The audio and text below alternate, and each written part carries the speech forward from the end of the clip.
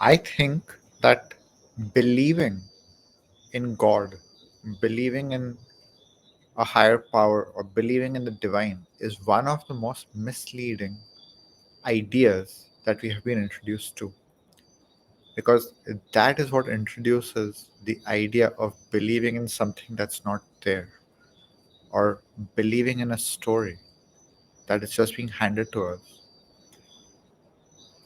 I think we are meant to know God, and the only way to know God or the divine, however you want to look at it, something that is out there, that's orchestrating the laws of the universe, if you want to put it that way, something that is responsible for this existence, not a being, not a deity, not an idol, not something that is a conceptualization of our minds, not something that we use to communicate with each other about what is out there, but whatever it is, the mystical, the mystery, the unknown, the unknowable. I believe you're meant to know it. To to think that we are meant to believe in something, I feel is it's such a lost opportunity when someone just chooses to believe, when we have the possibility to know it directly. I resented the idea of believing in God until I had my own encounter with the divine, until I got to know it in such an intimate way that it was impossible to deny it.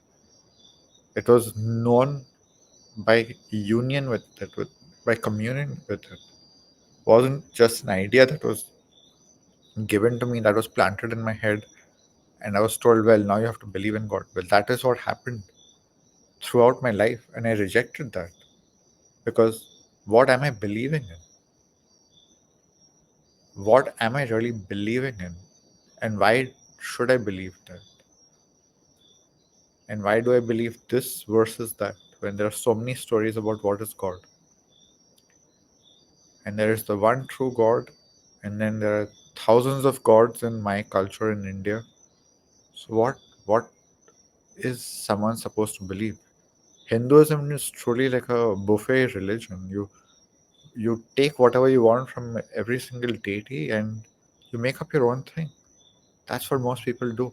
It's it's a religion of convenience for most people. And in that way it is the best one out there. If you have to believe in something, believe in whatever you want. That's kind of what Hinduism boils down to. That, well, I like this, I like what this god says about this, I like what this god says about this. I will just mix it up and make a nice plate for myself and feel good. But for me, I feel sad. It does really make me sad that people miss out on knowing the divine because they're so caught up in either believing or disbelieving, either proving or disproving the existence of something which can only be known through something that's completely intangible. We are trying to use parameters to prove something which is not meant to be proved in a typical scientific way. But there's plenty of proof of. The way I like to frame it is that most of us cannot afford the proof because the proof is expensive, and the cost of the proof is our beliefs, our limitations, our illusions, our delusions, everything that keeps us out of alignment, everything that keeps us in confusion, that keeps us out of clarity. Is only illusion that separates us from the divine. And the only way to know the divine is through connection. Connection from with our true selves, and you're truly being true to ourselves. Like when you're really being honest with yourself, that for me is an experience of the divine. It's as simple as that. If you're being fully true to yourself, you cannot say that there is nothing out there. It's ridiculous. If to say that, you have to be so disconnected from yourself. You're just caught up in an idea. It's so mental. Everything is so mental. This is how the world works. This is how the universe works. These are the rules, and there is no God because science cannot prove it. And this is what science says is true. You're just believing in what science says, what scientists have come up with up until now, and then they make a new discovery, and the whole universe changes. And so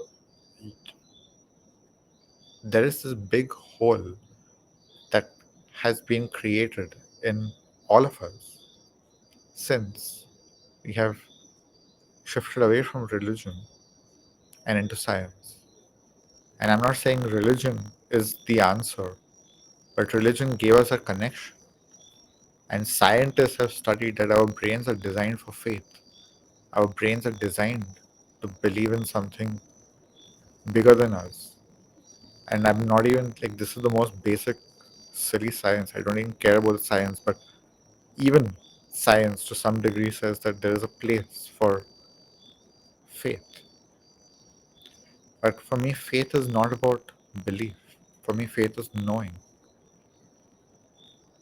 That's the strongest faith. A faith that is just believing something that's a story in the head is a very weak faith. That faith falls apart. That faith can be ripped apart. And you have to stick to it completely through ego. But there is a faith which requires no proving. There's a faith which is just based in knowing. I don't need to prove anything to anyone, and nor can anyone say or do anything that will shift my experience of the divine. It wasn't just a belief, it's not just a story. I have encountered it directly. And this is what I have also been gifted, blessed, and honored to lead people into is helping them have their experience, helping you have your direct encounter with the divine, your direct relationship with the divine. You don't need to believe anything, especially not believe something I say. You don't have to believe anything anyone else says. You could be a skeptic, you could be an atheist, because that's who I was when I met the divine. I did not believe in anything, and still I found the divine. For me, that is the proof. Because for me, the proof is that reality is not conditional upon our beliefs. A reality that is conditional upon our beliefs is not reality. That reality can shift the moment your belief shifts. And then you have to put so much effort into keeping that belief all the time. But when it's a knowing, it's effortless. I don't need to put any effort into knowing what I know. Like gravity. I know gravity. I don't need to keep believing in gravity for it to exist. That would be ridiculous. Imagine if I stop believing in gravity, does it just go away? It's the same for the divine. The divine doesn't disappear because you stop believing in it. You disconnect from it and you create that void within yourself, and nothing can fill that void. The divine creates a structure within us, and that structure can be replaced by false structures that science tries to fill, that atheism, cynicism, all of these nihilism try to, like, they basically just become empty. You just become empty when you're trying to go in that direction.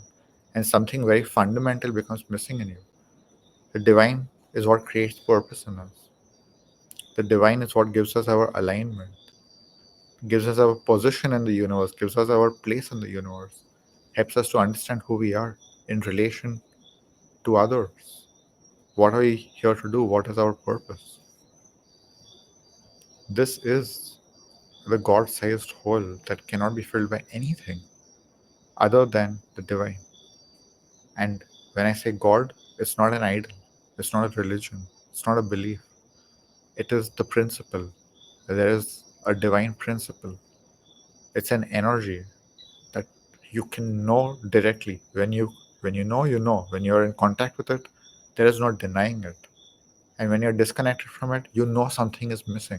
You know something is missing. Nothing is going to convince you that you are fulfilled. You can pretend you're fulfilled, you can tell yourself you're fulfilled, but you know something is missing. And you may be trying to figure out what, but the answer is right in front of you. But you don't want that answer. You want to try and find another answer. And so you'll go looking all across the universe for the answer that's right in front of you. And that hole can only be filled by one thing, and that's God. Because God is infinite. And that hole is sized infinite. And nothing can fill it other than the infinite. There's an infinite size hole within you, and you try to fill it with all kinds of finite things, finite ideas, finite concepts, all ego creations, because the ego can only live in the finite. The ego can only live in the limits. This hole within you is infinite. What people call the void, this emptiness, constant consuming, all the time, trying to fill this, fill. It will never fill up because there's only one thing that can fill it. It's the infinite. If you don't like the idea of God, the divine, call it the infinite. And let the infinite fill you. That is God. Because that's the thing. You cannot understand the infinite with your mind. The mind can only think in finite, in limits, in concepts. The moment you think you got the infinite, you understand what it is, the infinite, you've already missed the point. Because the infinite cannot be understood. It can only be experienced. It can only be known in the soul. Because the soul is infinite. Only the infinite can know the infinite. The mind is limited. The mind can never know the infinite. Only the infinite within you can know the infinite, the divine infinite. And that's you, your soul. You are your soul. You're not a human with soul. Your soul having a human experience. And so your soul, when you become your soul, that time you know the divine. And until you become your soul, you will never know the divine. So this journey is about connecting to you, the real you, your soul, becoming the real you. And then you know the divine. And then you know your place in the universe. You know your purpose. Everything makes sense. Everything comes into alignment. This is a journey that I'm leading. It's starting soon. The sign up is in the description. It's called Encounters with the Divine. It's a spiritual journey. There are not a lot of details about it because it's meant to be a calling. It's meant to take you into something that is not for your mind. You can sign up either with the description on YouTube or you can check any of my bio links. I am very excited about this journey because this is something I have done in different ways before, but I've never done it in this way. Something so direct. It's the first time fully coming out and speaking about the divine. It's the first time leading a journey that's going straight into these topics. But it's not going to be something for the mind, it's going to be about experiencing it directly. And how that happens, you have to come and see. Can you afford the proof? Are you willing to pay the price of your illusions, of your delusions, of your limits, of your beliefs, to experience the infinite, to know it firsthand? You will not have to believe anything. You will feel it, you will know it. It will be undeniable. If you're willing to come experiment, it's free to join. You can sign up. I will see you in there. That's going to be it for today. I hope you've enjoyed this transmission. If so, drop a comment, give it a like, share it with someone. I would really appreciate it. I hope they would also appreciate it.